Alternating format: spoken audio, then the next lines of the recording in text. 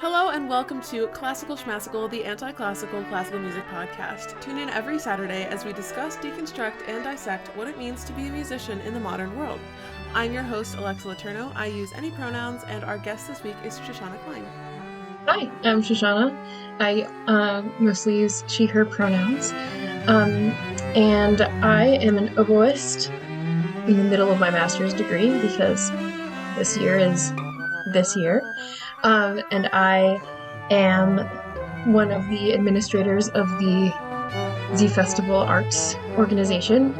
And I've also worked for a bunch of other organizations doing various arts administration. And I'm very into new music, which is kind of how I got into all of this stuff. Maybe that's obvious, being on the podcast. I don't know. Yeah, that's about where I'm at.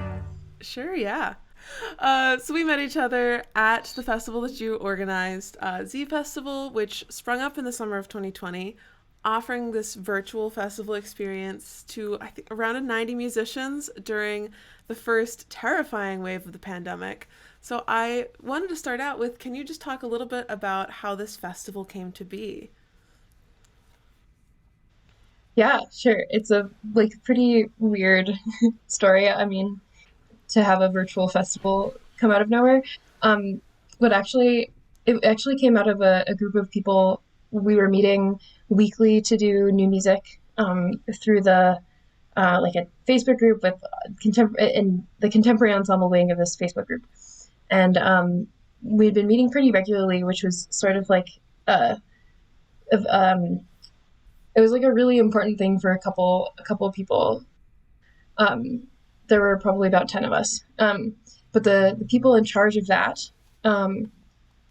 wanted, I was not one of them, but the two people in charge came up with the idea of doing a summer festival around the time we started realizing that other summer festivals had just been canceled or had been moved online, like sort of haphazardly. And we wanted to, they were like, oh, well, here's a need. We can start a festival. And as soon as they started saying that, I was like, yo, I would love to help plan something like this. I was around a festival a lot in Cleveland that I used to work for. And I don't know, there's something about the festival vibe that's just really exciting. And I was super excited. And so luckily they let me into their planning meetings, and I was able to start working with them. And of course, one of those people was Peter Traver, who's now my director of all sorts, and he initially came up with the whole thing, and it ended up being the two of us planning this. We also had a ton of help from Amelia Bray, who's still involved. She was in the planning process for a bunch at the beginning, and it was very helpful to have her there. Yeah, it was, as to how it was planning it was wild and sure. Very fun. I don't think any of us had expected to have that much fun planning something, but it was just it was right at the time when the pandemic had been going on for 2 months, and everybody was starting to be okay, what do we do now? And it just sort of for me, it came a really good time to be able to focus my energy on something like this. Mm-hmm. And just plan it kind of from what Peter had brought to us, sort of as a framework, and it was lots of fun. Definitely, yeah. So with such this, I would call a festival a huge thing. It's this huge undertaking, and like you're saying, it was just wild. With it all going online, how did the virtual nature of this festival shift things? I know it's a big question. Well, that was kind of the main thing. First of all, I don't want to say it was not a big thing. It was definitely a big thing, but the fact that it was virtual took a lot of the pressure off, and that's obviously the only reason we were able to plan it in 2 months. Because if we'd started it, if it had been in person, we never would have been able to pull something together. With housing and space and all this, and renting space. I don't know. It was in a way, it was very different, but in a way easier. But also there was no framework for it, because we couldn't really be like, oh, this is how a festival works. Like, let's just do it like that. Um, but and we like, I don't know, like we knew it was going to be virtual, so we were able to sort of like start from a different place than most of the other things that were doing similar things were coming from, because we were able to be like, okay, like what can we take advantage of in the schedule, like even in scheduling, like there's no reason to have composers and performers like not meet until the first day, like because the whole thing's going to be over Zoom. Like they should meet and make sure that they're in contact if they need to talk about things, and just yeah. So we tried to think of other ways that we could take advantage of it, rather than just being like, oh, it's virtual, it's not going to be as good as being in person. And like hopefully we were able to like actually do that and make it so that it was a different experience rather than a like Yeah. inferior one. No, I definitely feel that. Like, especially at the beginning of the pandemic, I felt like so many musicians were like, well, we can't meet in person, so I guess we'll record our parts separately, and that's just the way that music is going to have to happen. But I think one of the things that zFestival did really well was saying, like, that's totally an option if that's the route you want to go. But, like, you also, I felt very encouraged and empowered to try other things and, like, mess around and see Mm-hmm. what I could do in a quote unquote live scenario, right? Because, like, the piece that I did for zFestival, Mm-hmm. like, was performed live over Zoom, and it was so much fun, but it was also very different, and I felt like the structure supported that immensely, and it was wonderful.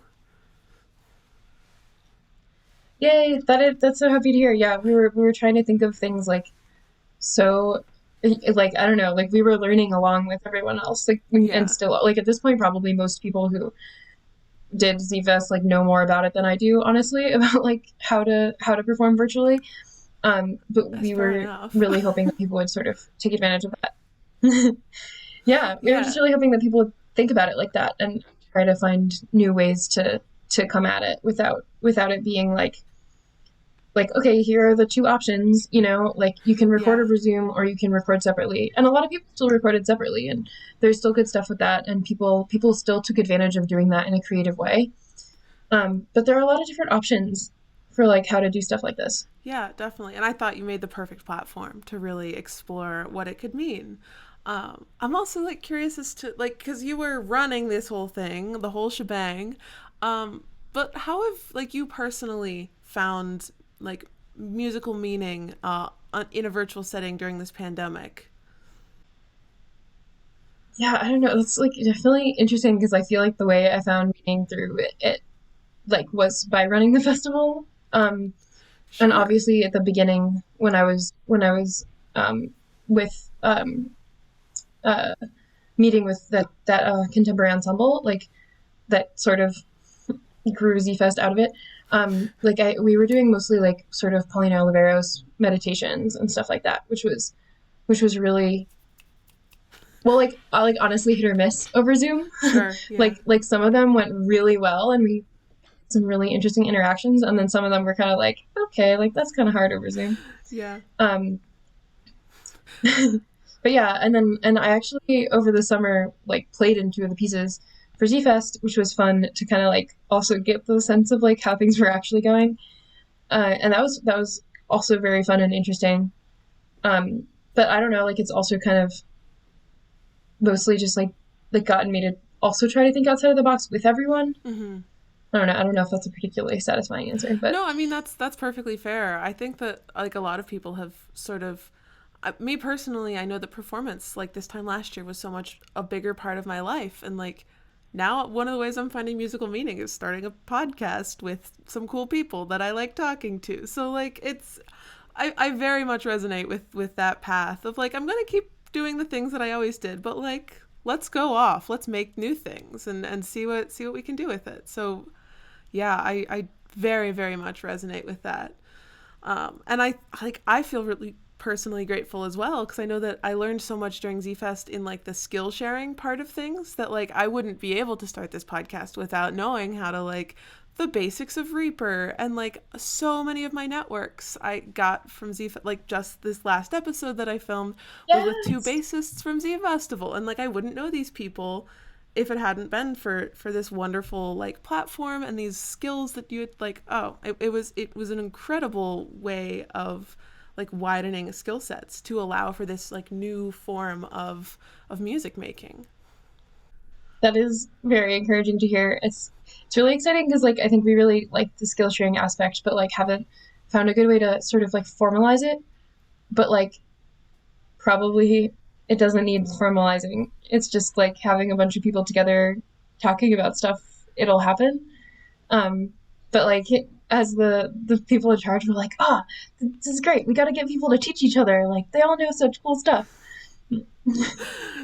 No, I get that. And like I went into zFestival knowing like literally nothing. I had just downloaded Reaper for the first time and had not opened it because I was like, DAWs are scary, and I'm a baby. Um, but it was a very like I didn't feel like I was Same. contributing much to like this skill sharing thing, but I took away so much. And yeah, I wouldn't say it needs the formalization. It was a really great experience overall. Um, and also like it fostered a lot of community. Like I feel very connected with the zFest community, and I know you've been a huge part of making that happen and keeping it up and running for now a full 9 months, which is wild. We could have a Z baby. um, um,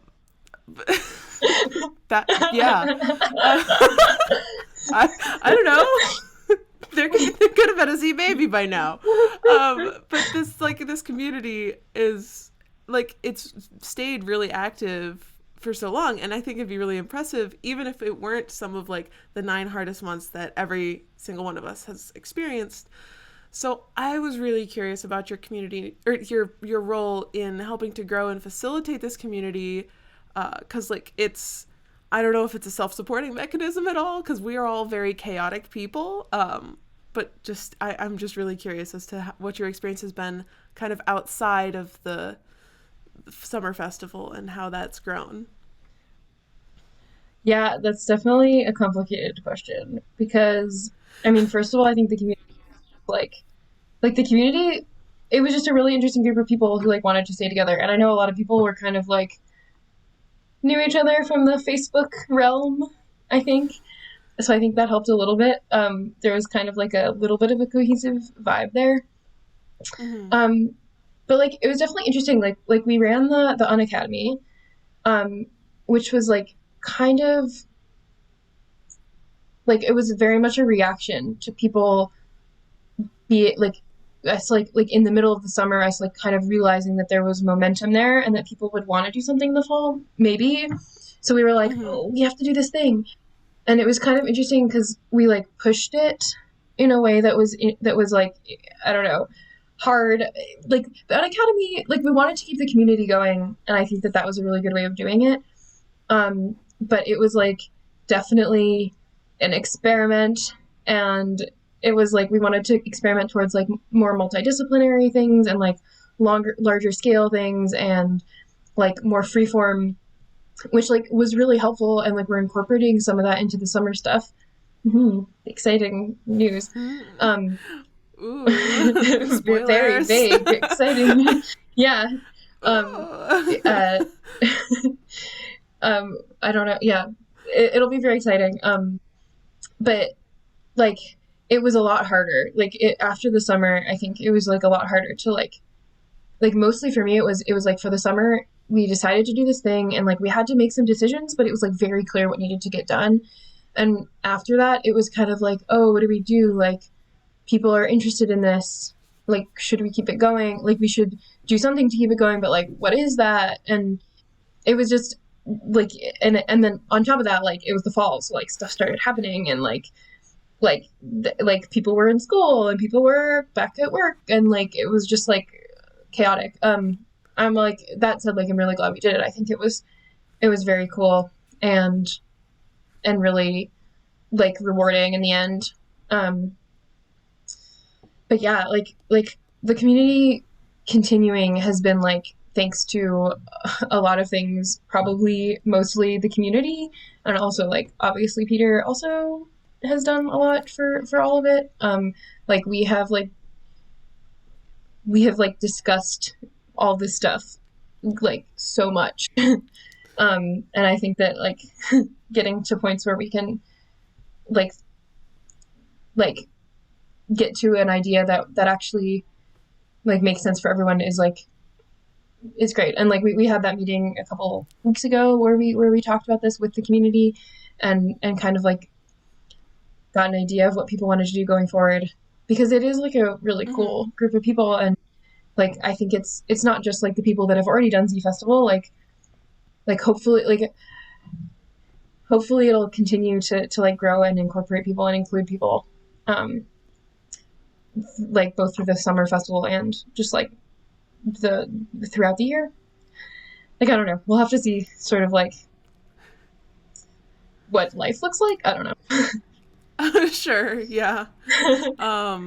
No, I really feel that, and like it has grown into such a wonderful like family, and I didn't know terribly many people of these terribly many of these people before, and like now they're really some of my closest friends. They're like I think I sort of went from like these are my pandemic friends to like nah, we're just vibing, we're on the same wavelength, this is good times.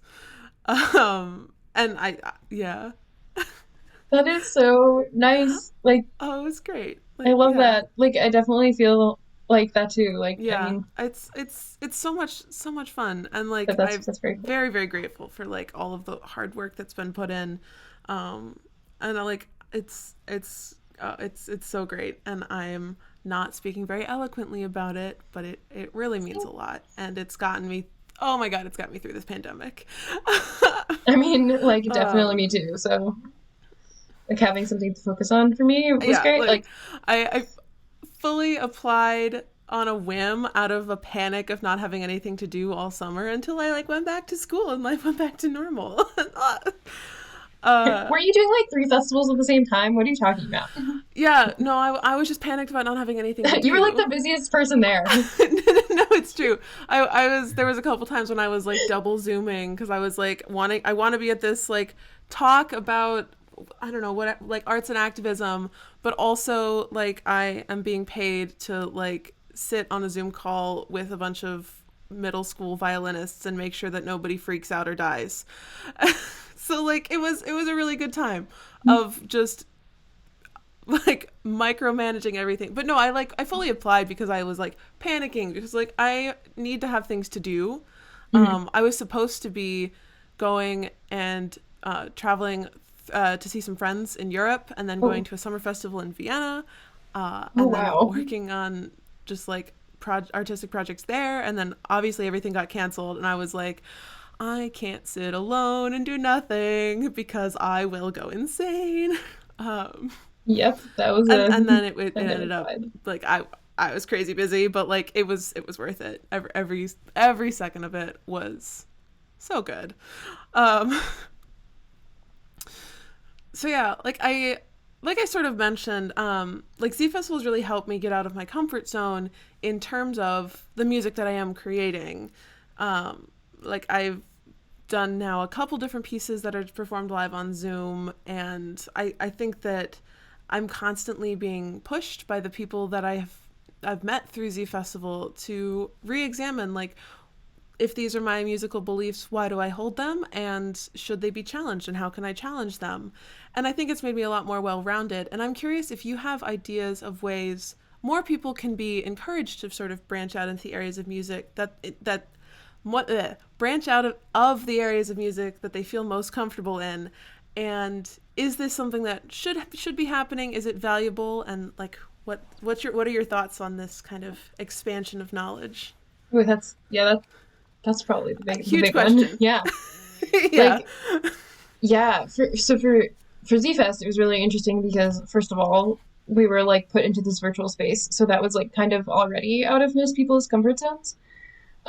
Also like Peter and I came from pretty different backgrounds just like within the music world. I mean, like for first of all, he's a singer and like I have like no idea what how that works. So like we like both like agreed on this like idea of pushing people out of their comfort zone, but like didn't necessarily know like have concrete ideas on how to do it or like I don't know. I think the reason there were like so many different things going on for ZFest was partially because of that. Like both our different backgrounds and everyone who was involved also came from completely different areas, and that was like partially by design. Um, Hmm. yeah, so like I said, like the first thing obviously is like it was virtual, so like most of what we focused on was like how do we get people to like sort of like we already talked about, like think about this creatively and think about it not just as like a detrimental thing, but like how can you actually use this as a good like find different ways to create within a virtual space, because it's not necessarily bad. It's just that like you have different parameters. Um, Hmm. and like my personal sort of like soapbox about this would be just like generally I have problems with the like conservatory system and like being a good musician in the 21st century like should pretty much like should incorporate more than just like learn how to play your audition excerpts. Um, and like obviously there are people that works for, and there are people who want that, but most of the people I know like could benefit from just like getting a little bit more, and like you don't only have to play like classical. Like firstly there's like new music obviously was like a big part of what I do and what zFest is about. But just like typical classical music isn't the only thing that's important, and it's not the only kind of music that's important. Hmm. And I don't know, I say this as if I like have a great knowledge of all types of music or anything like that, but it's more just like a being upset of like elitism of classical music, which like I know we talk about all the time, but it's a thing. Yeah. No, I don't think you need to be an expert on every kind of music to be upset that you don't know more about other kinds of music. Like I'm out here like I wish I knew so much more about so many different kinds of things, and it makes me so frustrated that I like now have a whole entire degree and I'm almost halfway through another one and I like just don't because it just wasn't deemed important. So like, oh boy, I have yes. Mhm. Yeah, like you can learn so much from other types of music too. Like Yeah. yeah, I don't know, like feelings. Ah, yeah. I get that. So I mean kind of jumping off of that too. Like you now have sort of this leadership role within our little ZFest community. Big fish in our pond. And I'm curious as to how you incorporate or activism and inclusion into these projects, because I know that I feel that they're a big part of what zFestival is, even though it's just it's a huge part of my experience, and I'm curious as to how that is approached. Yeah, so that was definitely like an interesting thing. I mean, like essentially a thing to realize, I think, as we were starting this organization, that like just over the summer realizing like, oh, we have a platform, and we have a platform to like shape this community and shape the like organization and all this stuff. And like in terms of some of this, I don't think we're necessarily doing great. Like with like necessarily like especially inclusion wise, like that's just it's something we're working on, but it's pretty hard. Um, like in terms of activism, like I don't know, so much of this could be interpreted in so many different ways. Um, and like for activism, one of the things, yeah, one of the things I feel like is like it's mostly about encouraging people to explore sort of like what they have a lot of feelings about, and like giving them like we're kind of giving them a platform. We're like starting discussions with people. Um, Obviously a lot of that was focused on like how to exist virtually, but like knowing that we kind of have that like curatorial power or whatever to like sort of Mm-hmm. like set the stage and like start discussions. um but like it's definitely an interesting place to be. um like I think the biggest thing, Yeah, definitely. yeah, I think the biggest thing for like inclusivity was like we wanted to be really open to people experimenting, so we wanted to be like inclusive of like I was thinking about this as I was thinking about this question, like we were inclusive across the artistic spectrum. Like so partially some of that for us means like not just like judging people based on like whether or not they're conservatory trained. So like people from all sorts of artistic backgrounds can be included. And then like this summer and also in the fall, we were like also trying to include people who weren't necessarily just musicians, but are like any type of artist. And like helping to like sort of broaden the scope of people's creativity that way. Yeah, but like obviously, as you probably know, like we feel like we Yeah. can be more inclusive, especially with like racial stuff. And just like making sure we're um yeah, being as inclusive as possible. And yeah, we're hoping to get our applications in a like more diverse populations, and making sure that our guest artists are like a little bit more, yeah, Yeah, no, I appreciate yeah, that. And I thinking think about this well. yeah, one of the greatest like standout conversations I had with ZFest at one of the seminar, I can't even think of the word. The talks that we had was on gatekeeping. And like I for me in my life, I've always thought of that as like a negative thing. Like no, you don't want to be gatekeeper. You can't be, but like it was very much like we're gonna be every single decision that Mm-hmm. like that we as artists and as people make. It's defining an us and them, and I think it's a really big picture question to like contemplate that, and it's very daunting. But I know that like for me, I can see like the effort that's being put in to create a diverse and inclusive community. I know in the Unacademy, like I had this amazing group of individuals, and we just really went off in terms of what artistic expressions we were doing. There was visual art, there was theater, there was dance.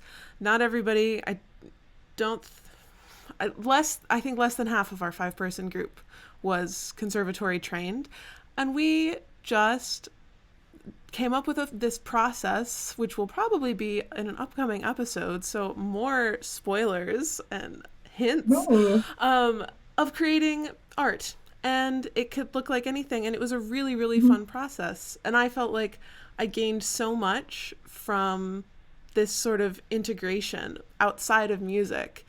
And I really appreciated that all of the like institutional like cheerleading that we got in our project, and like it was goofy and it was silly and it was fun, but at the same time we were all like, this is really artistically enriching. And I think that's part of what makes this festival so cool, is because it is all of those things. It is so goofy and just bizarre at like 95% of the time. Who knows what's going on?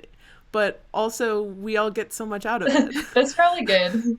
Yeah, It's probably good. We're having this like very serious conversation, but like the whole audience should understand that like 95% of zFestival is like a bunch of people being really goofy all the time. oh yeah, and like the chat on our Zoom calls, it's chaos. That is no man's land. Everything is happening and nothing is happening all at the same time, and it's really everything I've found, and I really look. It Yeah, is so hard to be I serious in those yeah. meetings and like watch the chat and you're like, no, I'm trying to lead this. Like, I don't know. I can't It's even great. imagine. And I'm also like very much the one in the chat going like, ah ha ha ha, but what if, hey, I think we should, and like, I feel like I'm just like the kid in the back of the class, like poking people. But it's great. I like, Like, or you don't pay attention and then like 5 minutes later you come back and like everyone's changed their names to like Z something that doesn't make any sense because you didn't read 5 minutes of chat. I don't know. It's a good yeah, time. it's a really great time. And I really look forward to this community continuing to grow and gaining more voices and pulling in more people, because I think it is such a special uh, place. Yeah, I mean, it's a place. It's an Yeah, online place, but I think we're in a world of online places right that's now. true. And like, and we've got our digital concert hall and like all the different stuff that's weirdly sprung up out of it. For sure.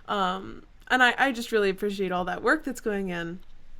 Um, One other thing that I wanted to mention, I know that one thing that we have both faced in our musical lives in different ways is the idea of perfectionism and how toxic it can be. And I was wondering if you wanted to share some of those experiences in dealing with it and talking about why it is like a harmful mindset to have. Yeah. It's like, it's kind of interesting because I think part of the reason I rail against this is like, I just personally am not that much of a perfectionist. And well, I think that's something that's like really important for some musicians, and like if you want to be at the highest level, a lot of times in music, like you have to be able to key into that. But like it's definitely not my natural state at all.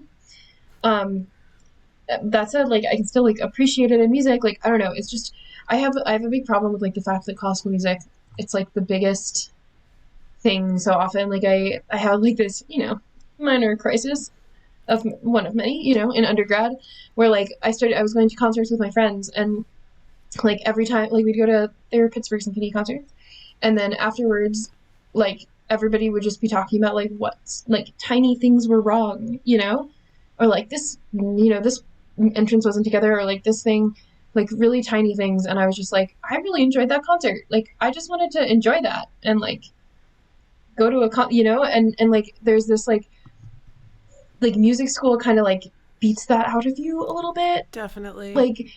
Like you have to be so critical, and like I don't know, I'm honestly like a little conflicted about this because like I don't know, I think there's like some value to that, and like there's some points at which like you do have to be able to, like I said, like you have to be able to key into it, and it makes sense that music school makes you critical of music. Like you have to be like that right to learn in a way, but it like I've really struggled against it. And I don't know, I've had experiences, where I like when I was living in Montreal last year, like one of my favorite things to do was go to this bar that had a folk music night where like everybody would like sit around and play like traditional Quebec folk music. And I would just sit there and be like, everyone loves this so much. And like this is like such good music, and this is so much fun. Like they're having more fun than anyone is having in a concert hall. Like sure. Oh yeah. Just saying. Like they're like having a blast, they're drinking a ton of beer. They're like anyone can come with an instrument and join in.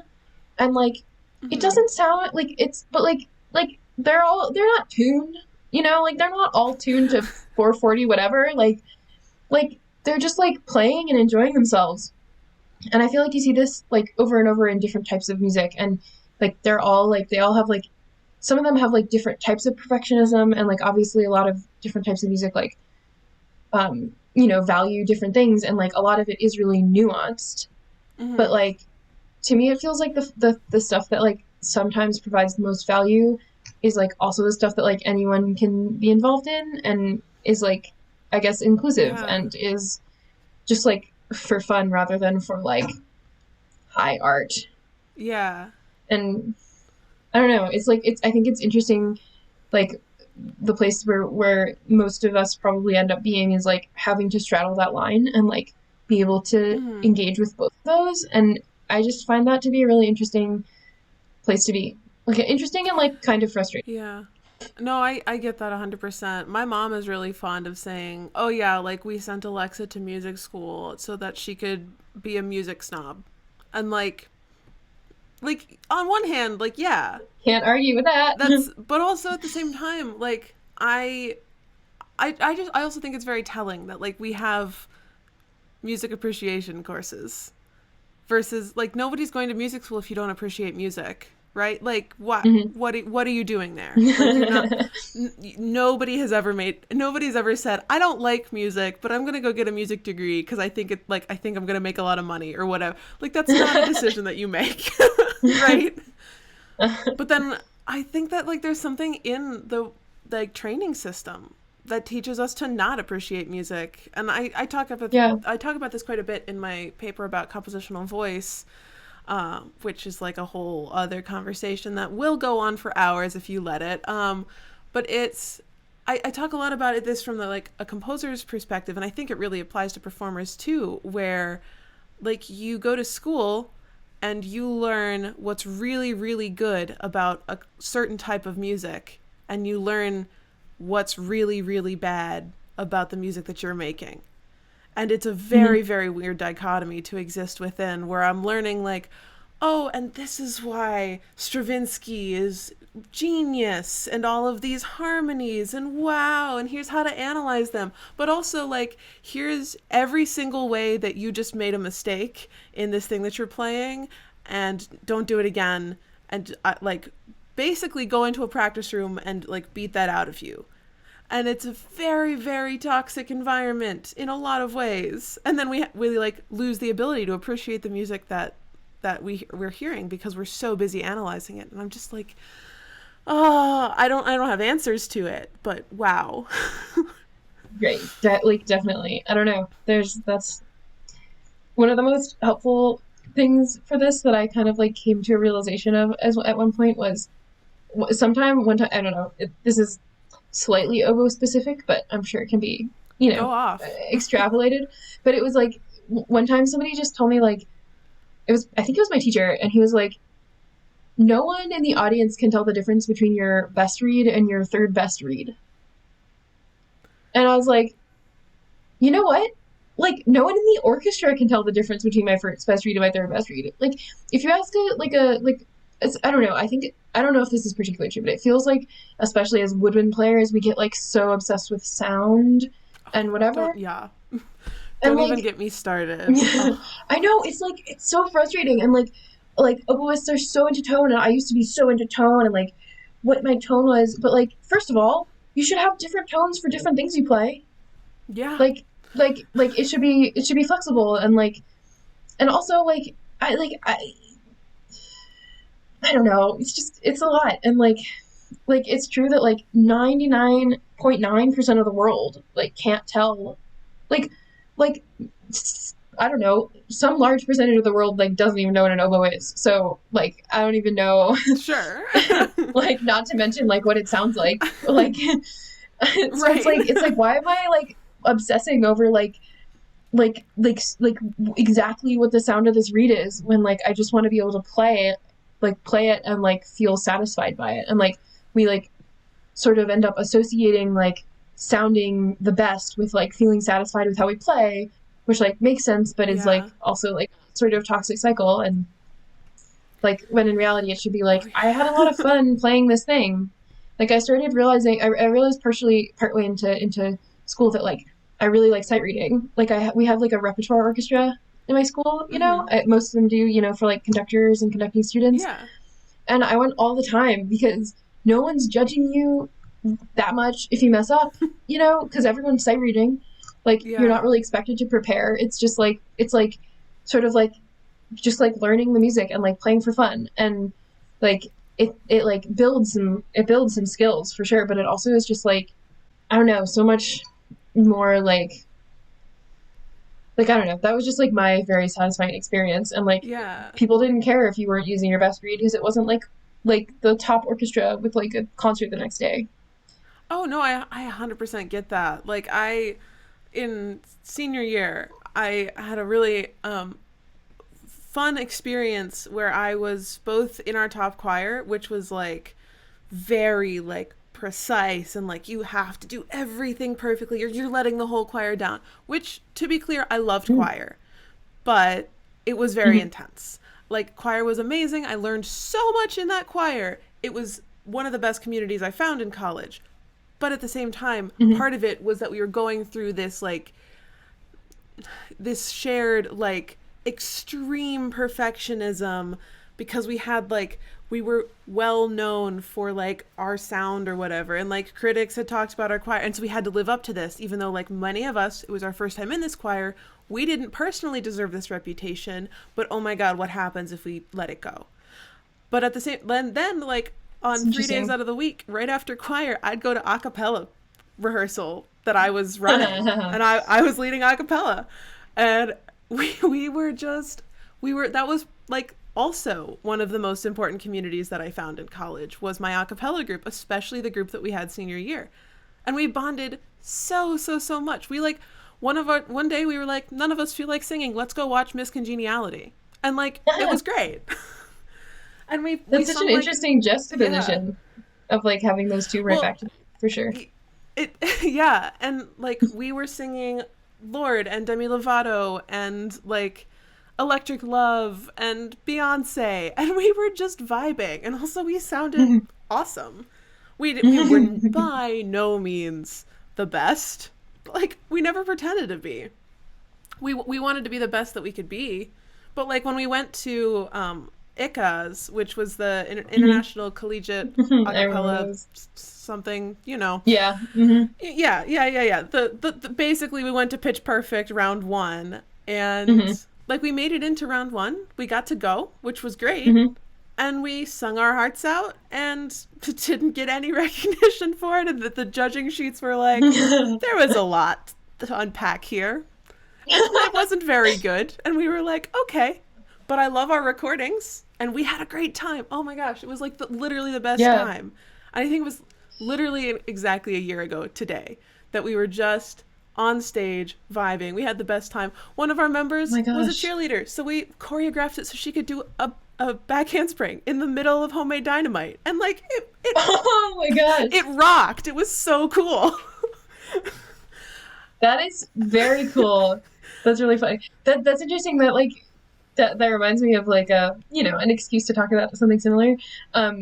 Because like I had a similar experience in high school. Because like, well, first of all, I want to say like I think we both acknowledge this, but like you don't want to like, I don't know, the experience of the intense, really high level group. Like I don't think either of us want to like completely write that off at all. Like you said, you had a really good experience in your choir, and like I've had it was amazing. Like obviously the experiences that I've had, the experiences that I've had that have been at a really high level are like obviously great. Like they're like really good like reasons to push yourself to do that, and like it's very satisfying, and like putting on a really good product is awesome. But like I had a similar like 2 different orchestra experience in high school where there are a bunch of different orchestras in Cleveland where I am and grew up, and also this just gives me an excuse to talk about one of my favorite things, which it explains how I am today.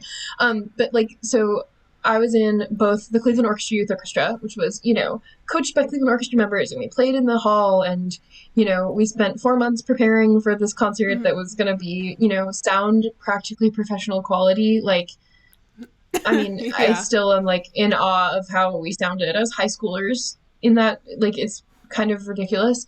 Oh, yeah. And like, but, like, I mean, that's what happens when you have 4 months to learn one piece. But, like... And I had a great time there, and like I met some like really great musicians, and it was a really intense experience. But like the other orchestra was the Contemporary Youth Orchestra, which is this like I think relatively like as far as I know, unique experience to hear. Which I don't know, you might have heard me like talk about this already because I really like to talk about it. But like it was like the I don't know. There are a lot of people in both, but it was like like we played contemporary music. There were 3 concerts a year. One of them would be with a rock artist. I've played shows with like Bootsy Collins, and like we did these like AP Music Awards where we played with like Brendan Urie and Weezer, and like it was like and we were just like the high school orchestra that was like playing backup. I love that. It was like so much, but it was like so much fun. And then we would do a concert that was like movie music or something with a screen. So we were playing with movies or with TV show music, and like they've done some video game recordings. Yeah. And then there would be another concert that was like sort of typical contemporary music. And like this was a really good group too, but like the energy was so much different. And like we'd also put on good concerts, but it was like it wasn't like the same as the other orchestra, but like I don't know, I like enjoy, like it was just so much more like fun, like nowadays, like I don't know, then I was like, oh, I'm in these 2 great things, but like nowadays, like everyone was in a youth orchestra, like everyone in music school was in like not everyone, that's not fair, but like most people who went to music school, like they're in their local youth orchestra, and like it's a pretty like like an experience most people had. But like to be in this like contemporary thing, like I was exposed to contemporary music and like music from different like genres in the classical realm like so early, and it was like and that like it was just so much fun. Like we had fun all the time, and even with the like wacky new music that we were playing that like had just gotten written, we were like enjoying it. I mean, a lot of this is a credit to the director of that group. She was awesome. lady, but it was the same thing. It was like a really cool community. It was like wacky and fun, and like it like had so much more of an impression on me than like being in the like typical really high level group. Anyway, that was my excuse Yeah. to talk about my youth orchestra. Oh, 100%. No, I think that like it also brings up a really good point because like I think for my money, and I haven't spent a lot of time thinking about this. The last what, like 15 minutes maybe, but I think that there probably is a place for that perfectionism Yeah, environment. Like I wouldn't have given up the choral training that I got for the world. Like it was so meaningful. But also, if I had gone into a cappella and I'd been like, no, you need to watch me for the cutoff and then give a little of air right after you give the last consonant, like they would not, no, we wouldn't have gotten anything done. So, and like, so in our orchestra, which, in our college orchestra, it was very small and rather understaffed. And it was a weird time. I loved it. I loved being in our orchestra, but it was a very, very weird time in that we would like we played Tchaikovsky's Fifth Symphony with one first violin. So like, what's going on? that's a And there was like, it was a choice. recomposed. It was a whole entire choice by our director, which I love. I had great musical experiences, but then we were going from like we played Firebird, we played New World Symphony, like all the like old white men composers. Hmm. We did them all, and we had one, and we did some new music too. To the orchestra's credit, like it was Hmm. very open to new music, and we did some Missy Mazzoli, and we did Oh, Judith nice. Chayton, and it was cool.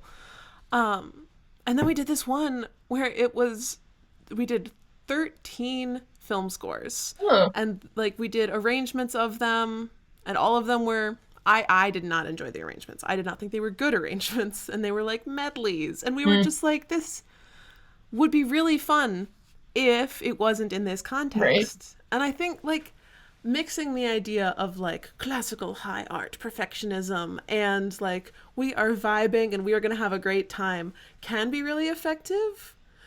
But I think it depends on the expectations of the ensemble, because also like our conductor was still very much into like very extreme precision, and we were still rehearsing for like 3 solid hours, and we were like, this is film music, like calm down please. Yeah, it's And interesting. You like, really need the yeah, it was weird. right combination of like energy Yeah.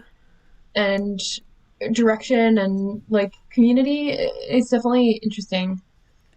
Yeah, because something fell flat about that. And Hmm. like I loved the idea of doing film music. I was excited, and it was like Lord of the Rings and James Hmm. Bond and Harry Potter and Star Wars. I don't really remember. Um, and like really like good film scores. But something about the experience was just very much off in that like the expectations of perfection and artistic excellence versus the music that we were playing and the setting that it was in, it didn't quite line up, and it Hmm. was sort of this moment of cognitive dissonance where like nobody really loved that concert. That's Like interesting. we had good attendance because it was Hmm. a film score concert, but nobody liked it. That's really interesting. Yeah, it's definitely Yeah.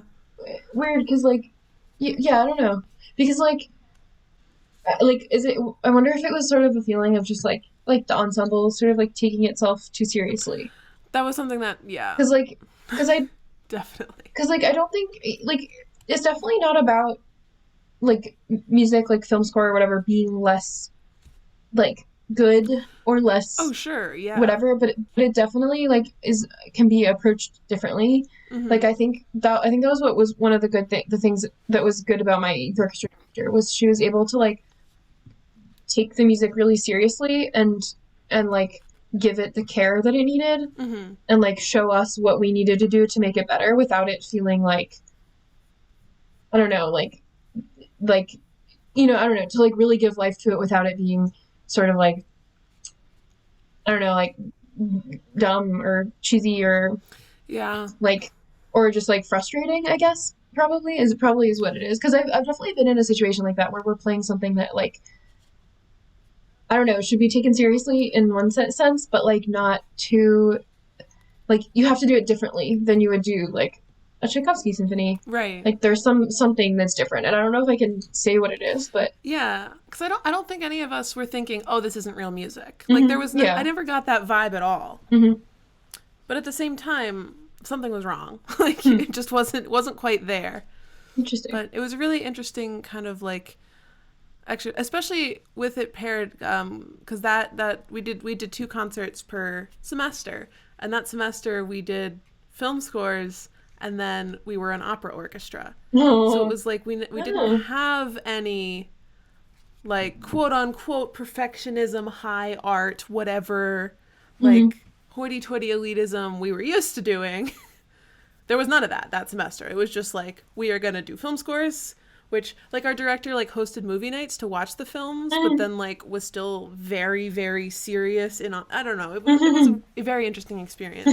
But the whole semester was just like, okay, we're doing something new. Yeah. And I think it was really, looking back on it, it was a really enriching semester. And I do think I got a lot out of it. Opera's fun too. But at the same time, there was that sort of almost imbalance of what's going on. But it was a very interesting look into perfectionism in the, like, not really conservatory. It wasn't technically a conservatory, but like conservatory mindset education. Yeah. It's a whole big topic for sure. It is. And like everything, I don't think we need to find answers today. We're not going to sit on this call until we've cracked the code. Until we've solved perfectionism. It's solved now. But I think this was a really, really awesome conversation to be having, and I thank you so much for coming on to talk with me. Thank you so much for joining us here at Classical Schmassical. If you enjoyed the show, there's plenty more where that came from, so do make sure to like and subscribe so you never miss an episode. If you'd like to continue this conversation on creating new communities, exploring new ways of music creation, or perfectionism in the classical field, do please join the Discord linked in the description, or visit our Facebook page at facebook.com/classicalschmassical. That's Schmassical, SCHMASSICAL. And remember, stay classy and questionably classical.